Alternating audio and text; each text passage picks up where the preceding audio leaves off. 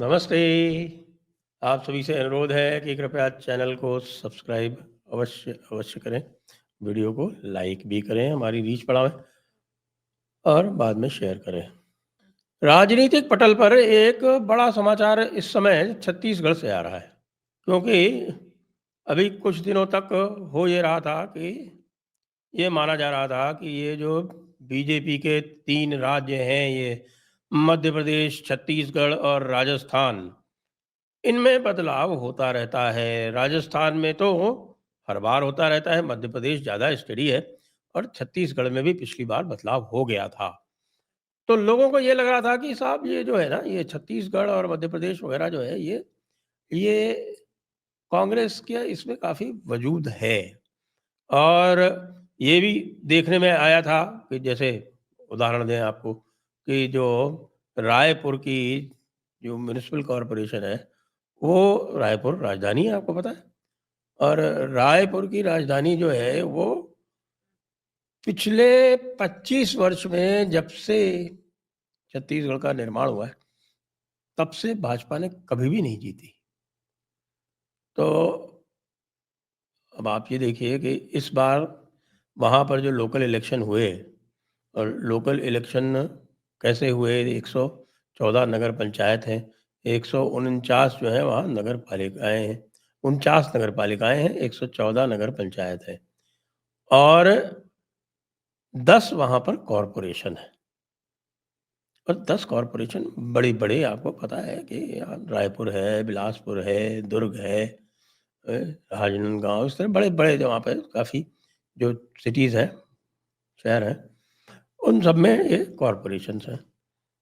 तो इसमें कॉरपोरेशन कांकेर और अरांग ये बस्तर के कॉरपोरेशन हैं, जहाँ पे आज तक कभी भी, यानी जब मध्य प्रदेश में भी थे तब भी 50 और 25 वर्ष से कभी वहाँ पर भारतीय जनता पार्टी नहीं जीती थी। तो इस बार एक जनजातीय एक मुख्यमंत्री दिया गया। वैसे तो अजीत जोगी भी अपने आप को जनजातीय कहते थे, लेकिन वो सबको पता था कि वो फर्जी जनजाति हैं। वो असल में तो नहीं थे, लेकिन उन्होंने फर्जीवाड़े से प्रमाण पत्र प्राप्त कर लिया था और वो शेड्यूल ट्राइब बन गए थे, यानी अनुसूचित जनजाति बन गए थे। लेकिन इस बार असली जनजाति यानी विष्णुदेव साय जो मुख्यमंत्री बनाए गए, तो उस समय लोगों को लग रहा था कि भाई ये जो एक्सपेरिमेंट किया गया है, ये पता नहीं कैसा चलेगा। ये एक एक्सपेरिमेंट है या वास्तव में विष्णुदेव साय जो है वो इसको निभा पाएंगे कि नहीं निभा पाएंगे। लेकिन विष्णुदेव साय ने, आपको ध्यान हो कि आते ही कार्यक्रम आरंभ कर दिया था और पूरी तरह से जो हिंदुत्व की राजनीति होती है, वो एक जनजातीय मुख्यमंत्री किस प्रकार से निभा रहा है, वो यदि देखना हो तो छत्तीसगढ़ में देखने को मिलता है। इसलिए भी क्योंकि छत्तीसगढ़ में घर वापसी कार्यक्रम संभवतः सबसे अधिक तीव्रता से चलाया जा रहा है। जी हाँ, घर वापसी का कार्यक्रम छत्तीसगढ़ में बहुत ही तेजी से चल रहा है। अब आप ये देखें कि एक व्यक्ति जो चाय बेचने वाला था, वो रायपुर राजधानी में वो बन जाता है मेयर।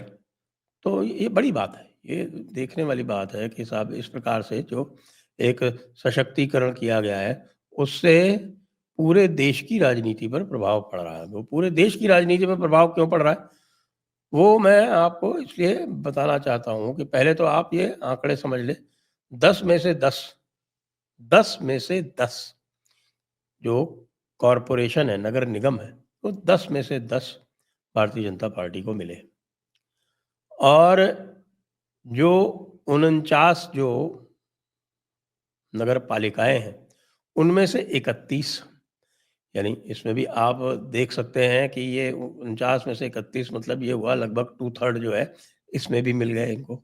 अच्छा, वो 2/3 में कांग्रेस को तो कम ही मिले, कहीं 5-7 तो जो है वो इंडिपेंडेंट, आप जानते हैं जब छोटे नगर पालिका, नगर पंचायत इत्यादि होते हैं तो उसमें इंडिपेंडेंट्स जो है उनका भी काफ़ी रोल आ जाता है। और जो 114 जो नगर पंचायत थी, उसमें से भी 81, 81, 81 आउट ऑफ 114, ये भी 70% से अधिक का प्रतिशत बन रहा है यहाँ पर। तो बम्पर जीत तो ये कही ही जा सकती है, लेकिन इस बम्पर जीत का जो इम्पैक्ट है वो देश पर क्या होने वाला है, वो उसका मैं विश्लेषण ये करना चाहता हूँ यहाँ पर। क्योंकि आपको देखिए, ये भी कहा जाता है कि जो लोकल बॉडीज़ के चुनाव होते हैं, वो जो सरकार होती है उसके चुनाव होते हैं। कुछ अर्थों तक ये सही भी है। लेकिन जब इतनी बड़ी जीत होती है तब वो उल्लेखनीय हो जाती है। और इतनी बड़ी जीत एक जनजातीय मुख्यमंत्री ने एक बहुत ही पिछड़े हुए प्रदेश में इस प्रकार की सफलता तब अर्जित की जब वो हिंदुत्व के कार्यक्रम भी चला रहा है। अपने जो विकासोन्मुख कार्यक्रम तो आपको पता है भारतीय जनता पार्टी में चलाए ही जाते हैं, और वो चूँकि डबल इंजन वाली सरकार होती है तो जो सेंटर के जितने भी कार्यक्रम होते हैं वो अच्छी तरह से इम्प्लीमेंट भी होते हैं। ये नॉर्मल सी बात है। लेकिन मुख्य बात जो विष्णुदेव साय की थी वो ये थी कि उन्होंने प्रखर हिंदुत्व के कार्यक्रम चला रखे थे, घर वापसी के कार्यक्रम चला रखे थे, और लोगों का कहना था कि साहब कि इससे जो है वो जनजातीय समाज में कुछ रोष उत्पन्न हो सकता है और इससे मामला बिछड़ सकता है। यहाँ ठीक उल्टा हो गया। तो ये एक इन्होंने एक नया आयाम स्थापित किया है, और ये स्थापित किया है कि जनजातीय समाज में भी हिंदुत्व की एक प्रखर ज्वाला उन्होंने प्रज्वलित कर दी है, जो अभी तक और देखने में नहीं आती थी। क्योंकि हमारे जो विपक्ष के लोग हैं, खासतौर से कांग्रेस के लोग हैं, राहुल गांधी इत्यादि हैं, वो तो ये मानते हैं कि साहब के जनजातीय समाज जो है वो उनकी जेब में है। वो तो उनको बंधुआ मान के चलते हैं। लेकिन यहाँ क्या हो रहा है?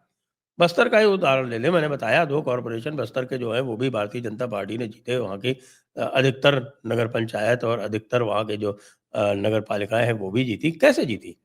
क्योंकि इस समय बस्तर में तो आप ये देखें कि जो आतंकवाद है वो लगभग पूरी तरह से समूल नष्ट होने की कगार पर है। ऑन इट्स लास्ट लेग्स जैसा हम बोलते हैं अंग्रेजी में। terrorism, the red terrorism or the Naxal terrorism is on its last legs in Chhattisgarh. नक्सलवाद का सफाया होने वाला वहां पर है। तो इससे जो संदेश पूरे देश में जा रहा है, क्योंकि जनजाति अ, आप देख रहे हैं कि बहुत समय से क्रिश्चियन मिशनरीज जो हैं वो जनजातियों को भड़का के, जैसे आपने झारखंड में देखा, और झारखंड में तो खैर दूसरे कारण भी हो गए। वहाँ पर जो एक कुर्मी समाज है, या कड़वी समाज उनको जहाँ बोलते हैं, तो कड़वी समाज ने अपना वोट जो है एक नई पार्टी में डाइवर्ट कर दिया 7-8%। उसके कारण जो है वो भारतीय जनता पार्टी पिछड़ गई। वरना आप उड़ीसा में देखें, उड़ीसा में भी जनजातियों ने भारतीय जनता पार्टी को सपोर्ट किया, छत्तीसगढ़ में भी किया, मध्य प्रदेश में भी किया। राजस्थान में इस समय थोड़ा-सा एक लोकल पार्टी उछल के आई है, भारतीय आदिवासी पार्टी करके, बीएपी करके, और उसको भी जैसा पता चल रहा है कि उसको भी कहीं फंडिंग बाहर से आती है।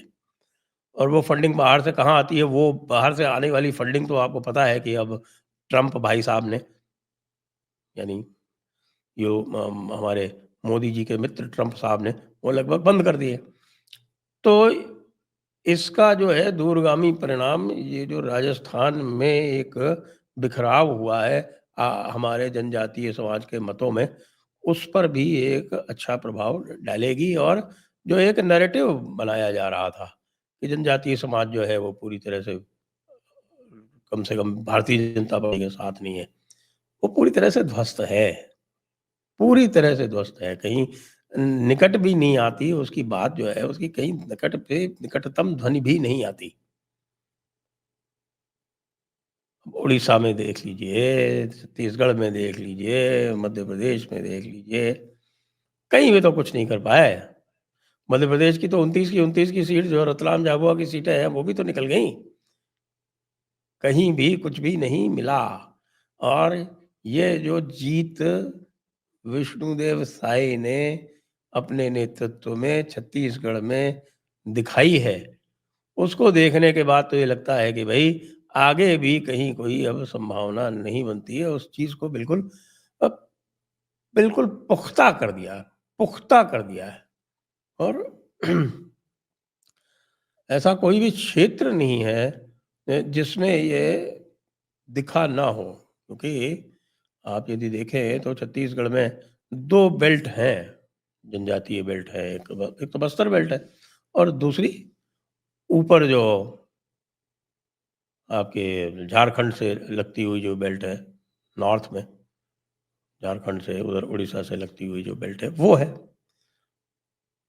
सभी स्थानों पर कांग्रेस का सफाया है और भूपेश बघेल जी फिर भी जो हैं, वो अब इंचार्ज बन रहे हैं दूसरे स्टेट्स के। अपनी स्टेट तो पूरी तरह से गँवा चुके हैं, लेकिन दूसरी स्टेट्स में इंचार्ज बन रहे हैं जाके। छत्तीसगढ़ निश्चित रूप से एक नया पथ प्रदर्शक बन रहा है विष्णुदेव साय जी के नेतृत्व में।